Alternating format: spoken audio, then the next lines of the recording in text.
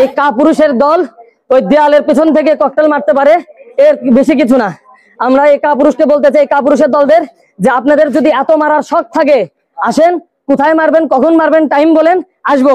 17 বছর তো পুলিশ নিয়ে এসে খেলছেন, এখন তো দরকার নাই, চলে আসেন, আপনারাও আসেন, আমরাও আসি, প্রশাসন থাকবে না। ককটেল কতগুলো মারবেন, সামনে এসে মারেন, এই পিছন থেকে কাপুরুষের মতো মারার দরকার নাই। এবং আমরা আজকের এই ঘটনায় যে ককটেল বিস্ফোরণ হয়েছে, তারা ভেবেছিল এই প্রোগ্রামটি ভুন্ডুল করবে, কিন্তু আমরা এতে বিন্দু মাত্র বিচলিত না। কারণ এর চেয়ে বড় বড় গুলি গোলা বারুদের কামানের সামনে আমরা দাঁড়িয়েছিলাম, যারা আমরা জ্বলাইছিলাম। আমাদের ভিতরে জোলাইয়ের রক্ত আছে, এই কাপুরুষগুলো সেগুলো ভুলে গেছে। প্রোগ্রাম চলমান আছে, প্রোগ্রাম তার আপন গতিতে চলছে, আমরা বিন্দু মাত্র বিচলিত না। একটু আগে বলেছি, আমরা যখন ওইখানে প্রোগ্রাম চলাকালীন, এখনো প্রোগ্রাম চলছে, প্রথমে 2টি ককটেল বিস্ফোরণ হয়, যেগুলোর আপনারা ফুটেজ পেয়েছেন। ওইখানেও একটি বিস্ফোরিত ককটেল এবং একটি অবিস্ফোরিত ককটেল পুলিশ এসে উদ্ধার করার পর সেটি ওখানে আছে, আপনারা দেখেছেন সেটি।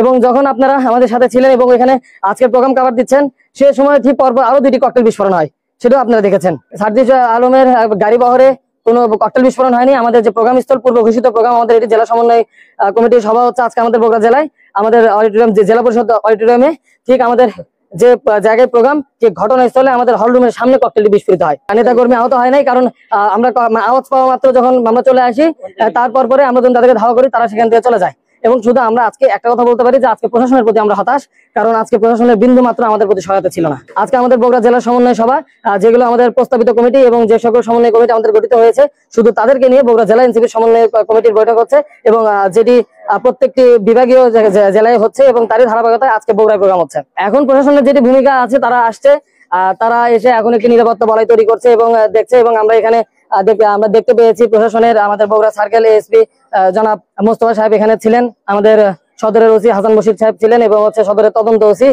মাহফুজ ভাই উনি ছিলেন, এবং ডিবি তারপর পরে কিছুক্ষণের মধ্যে চলে আসে, এবং যে সিআইডিরও আসে, সিআইডি যারা কর্মকর্তা ছিলেন তারা আসছে, এনএসআই আসছে, মানে সবাই আসছে, কিন্তু সেটা ঘটনার পরে, মানে আওয়াজ পাওয়ার পরে আসছে আর কি।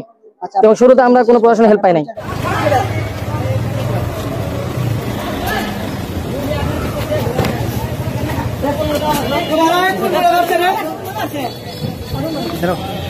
এখন মারো দেখে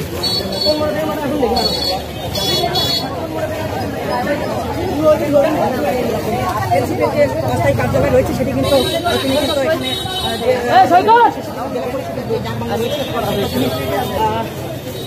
একটি মহৎ সবাই কিন্তু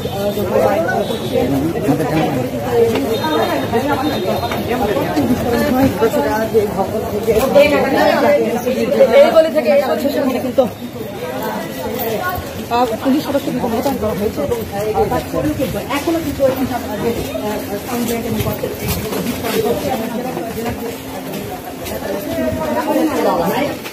প্রত্যেকটা গলি চেক করে, প্রত্যেকটা গলি চেক করো।